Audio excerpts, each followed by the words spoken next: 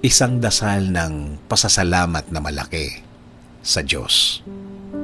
Panginoon, salamat sa bagong araw na ibinigay niyo. Alam po namin na may bago kang ipapakita sa amin na mga blessings mo, Panginoon. Salamat po sa mga nare-receive po namin na mga pagpapala. Salamat po sa good health na aming nararanasan. Salamat po sa patuloy na proteksyon na ibinibigay niyo sa amin at sa aming pamilya. Salamat din po sa paggaling ng aming ibang miyembro ng aming pamilya. Kasabay din po ng proteksyon na hindi na sila magkakasakit ulit, Panginoon. Salamat din po sa mga bagay na ibibigay niyo po sa amin.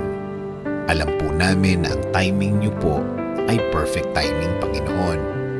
Alam namin in time, makukuha namin ang aming hinihingi at idinadasal po namin sa inyo. At alam po namin na hindi na ito magtatagal. Naniniwala rin kami na ang lahat ng pagsubok na nararanasan namin ay bahagi ng pagtuturo sa amin, na may mga leksyon kaming matututunan along the way. At kami ay mas magiging mabuting mga tao, mas mabuting mga magulang, mas mabuting anak, at mas mabuting Pilipino. Kaya salamat po sa paggawa mo sa aming maging malakas at maging matatag sa harap ng mga hirap sa buhay. Alam po namin na alam nyo na kailangan kami ng aming mga pamilya. Sa mga biyayang ito, nagbabago din po ang tingin namin sa buhay. Kahit ang iba'y ang tingin sa araw-araw nila ay mahirap, ang sa amin po ay kakayanin namin. Inaamin po namin, Panginoon, na hindi namin ito kakayanin nang mag-isa kami. Kailangan po namin ang inyong presensya sa buhay namin.